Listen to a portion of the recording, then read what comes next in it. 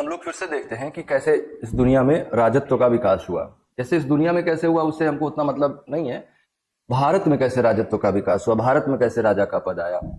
तो एकदम initial stage में जाते हैं तो सोसाइटी कैसा था, सबसे पहला समाज भारत का कैसा था, हमने बताया था कि वो ट्राइबल था, है ना। ट्राइबल सोसाइटी की सबसे खास बात क्या होती है, ट्राइबल सोसाइटी में सभी लोग बराबर होते हैं, इसमें किसी तरह से कोई भेद नहीं होता है। ट्राइबल सोसाइटी, ये सर्किल आपको क्या दिखा रहा है, ट्राइबल सोसाइटी बता रहा है। और ट्राइबल सोसाइटी की सबसे खास बात क्या होती है, समता पर आधारित होता है। ट्राइबल सोसाइटी किस पर आधारित होता है, समता पर आधारित होता है। अच्छा, इस दुनिया में समता पर रोक लगाने वाले कौन कौन से तत्व हैं, समानता पर कौन रोक लगाता है, या समता जहां विषमता दिखाई देती है, समता का उल्टा क्या है, विषमता। तो विषमता किस आधार पर निर्मित होती है, दो आधार पर, या तो रक्त के आधार पर और या तो संपत्ति के आधार पर।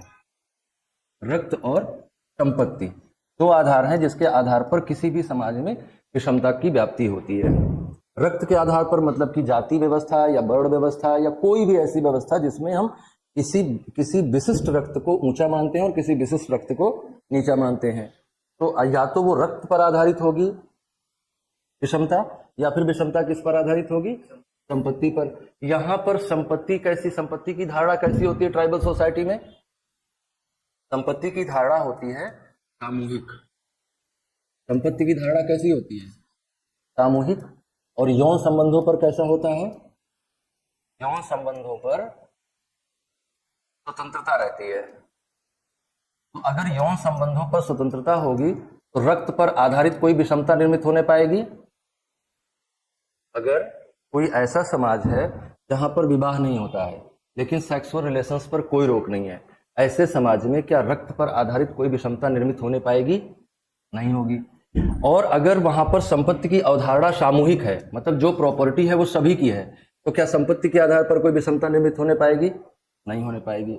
मतलब कि ये कैसा था, समतामूलक समाज था, सभी लोग एक समान थे, इसमें न कोई राजा था न कोई प्रजा था, न कोई ऊंचा था न कोई नीचा था, न कोई सवर्ण था न कोई अवर्ण था, एकदम समतामूलक समाज था। आज भी जितने भी ट्राइबल सोसाइटीज हैं उनमें सभी में समानता का मूल्य,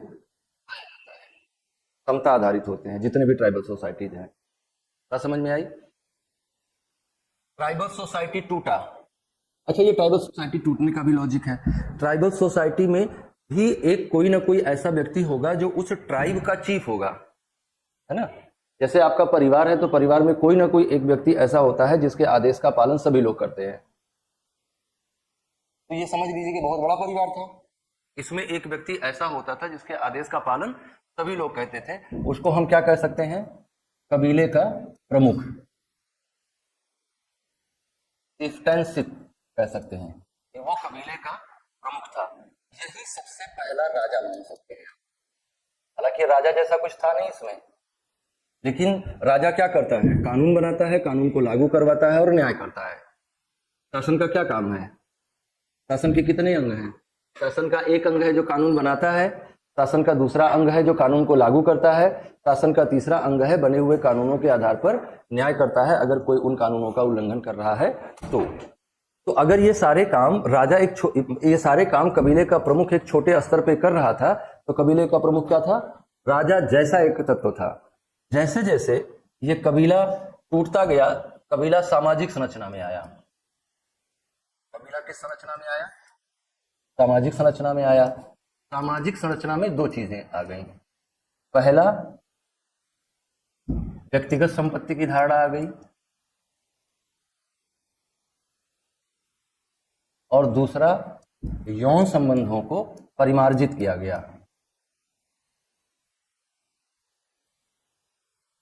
यौन संबंधों का परिमार्जन हुआ है और यौन संबंधों के परिमार्जन और व्यक्तिगत संपत्ति की धारणा, इन दोनों ने क्या किया, सामाजिक संरचना में बदलाव आया, कबीलाई ढांचा टूटा। कबीलाई ढांचा टूटा तो कबीलाई ढांचा किन आधारों पर टूटा, हम क्यों कह रहे हैं कि कबीला समाज में परिवर्तित हुआ। सबसे पहला काम क्या हुआ, यौन संबंधों का परिमार्जन किया गया। यौन संबंधों के परिमार्जन का मतलब क्या हुआ, एक पति एक पत्नी। हालांकि ऐसा आज तक नहीं हो पाया, क्योंकि ये प्रकृति के उल्टी व्यवस्था है। विवाह संबंध स्थापित होने लगे और विवाह संबंध स्थापित करने के कारण से समाज का आधार क्या बनने लगा? रक्त संबंधों पर आधारित समाजों का निर्माण होने लगा, है ना। विवाह संबंध स्थापित होने से रक्त संबंधों पर आधारित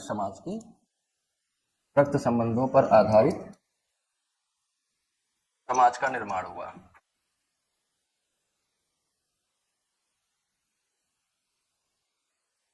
और अगर रक्त संबंधों पर आधारित समाज का निर्माण होगा तो साथ ही साथ अपने आप से इसमें एक चीज आ जाएगी, वो है व्यक्तिगत संपत्ति, है ना, व्यक्तिगत संपत्ति।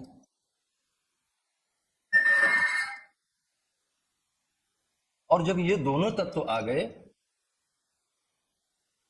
तो ये दोनों तत्व किसकी मांग करेंगे? सुरक्षा की मांग करेंगे। हमारी संपत्ति की सुरक्षा हो जाए, इसकी मांग करेंगे, हमारे संबंधों की सुरक्षा हो जाए, या हमने जो प्रॉपर्टी निर्मित करी है उस पर कोई और न कब्जा करके हमारे पुत्र को मिले, हमारी पुत्री को मिले, या हमारी पत्नी को मिले, या हमारे ही किसी रक्त संबंधी को मिले। ये सुनिश्चित कौन करेगा? ये सुनिश्चित करने के लिए एक व्यक्ति हमें ऐसा चाहिए जिसके पास हम लोगों से ज्यादा शक्ति हो, चाहे वो हम ही लोगों ने दी हो। जैसे वर्तमान समय में सरकार के पास जो शक्तियां हैं उसको किसने दिया है? उसको किसने पार्लियामेंट को यह हक दिया है कि तुम कानून बनाओ और हम उसका पालन करेंगे? किसने दिया है? We the people of India ने दिया है। तो ऐसे ही एक सोशल, तो हमारा संविधान क्या है? हमारा संविधान एक सोशल कॉन्ट्रैक्ट का परिणाम है। हम ही ने पावर दी है कि तुम हमारे लिए कानून बनाओ, हम ही ने पावर दी है कि तुम हम पे शासन करो, हम ही ने पावर दी है कि तुम हमारे ऊपर न्याय करो। ये सारे अधिकार, ये सारे पावर हमने दी है। तो वही यहाँ पर स्थिति निर्मित हुई, सुरक्षा की मांग खड़ी हुई, और उसका परिणाम ये हुआ कि एक सोशल कॉन्ट्रैक्ट निर्मित हुआ। इस सोशल कॉन्ट्रैक्ट में क्या होगा? राजा आ जाएगा, राजन आ जाएगा, और सोशल कॉन्ट्रैक्ट में राजा के पास फिर पावर दी जाने लगेंगी। ऋग्वैदिक समाज का प्रारंभिक चरण कैसा था? कबीलाई ढांचे वाला समाज था, कबीलों की विशेषताओं का पालन करता था। राजा की स्थिति क्या थी? कबीले के प्रमुख की थी। लेकिन जैसे जैसे समाज में बदलाव आते गए, जैसे जैसे आर्थिक क्रियाकलाप बढ़ते गए, जैसे जैसे हमने यौन संबंधों पर रोक लगाना शुरू किया, वैसे वैसे करके धीरे धीरे करके समाज में विभाजन शुरू हुआ। कबीलाई समाज टूटा, तो जो टूटा तो वो किस आधार पर टूटा? रक्त संबंधों के आधार पर और व्यक्तिगत संपत्ति की अवधारणा के आधार पर। तो व्यक्तिगत संपत्ति की अवधारणा का विकास हुआ, वैवाहिक संबंधों का विकास हुआ, रक्त संबंधों का विकास हुआ, संपत्ति के ट्रांसफर की समस्या खड़ी हुई। इसके चलते किसका अस्तित्व आ गया? एक ऐसे व्यक्ति का अस्तित्व आ गया जो इन सारे नियमों को संचालित करेगा। और इन सारे नियमों को संचालित करने वाला व्यक्ति कौन हुआ? राजा हुआ।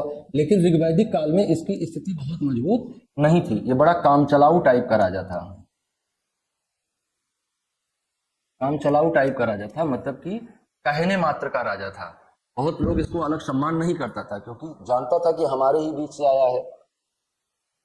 और इसका आय का स्रोत क्या बना? राजा के आय का स्रोत क्या बना? आय का स्रोत बना क्योंकि ये तो दिन भर आपके काम में लगा रहेगा ना, आपको सुरक्षा प्रदान कर रहा है, राजा आपको सुरक्षा प्रदान कर रहा है, तो उसकी आय का स्रोत क्या होगा? जनता द्वारा दिया जाने वाला कर, जनता द्वारा दिया जाने वाला कर।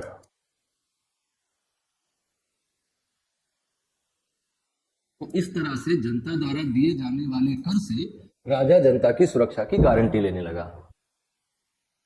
राजा अपना खर्च कैसे चलाएगा? जनता कर देगी। लेकिन यह कर व्यवस्था कैसे निर्मित की गई? स्वैच्छिक कराधान था। किसका मन में आए थे?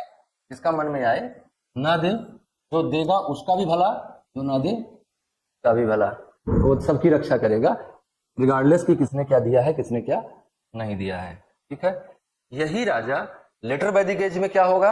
लेटर वैदिक एज में जब इकोनॉमिक एक्टिविटीज और ज्यादा बढ़ जाएंगी तो ये राजा सभी प्रकार के आर्थिक क्रियाकलापों पर कर लगाएगा, और चूंकि इसके पास टैक्स का अमाउंट बढ़ता जाएगा बढ़ता जाएगा बढ़ता जाएगा, तो जैसे जैसे उसके पास संसाधन आएंगे वैसे वैसे वो अपनी स्थिति को मजबूत करता हुआ चला जाएगा। ऋग्वैदिक काल का राजा कैसा था? नाम मात्र का। उत्तर वैदिक काल का राजा कैसा था?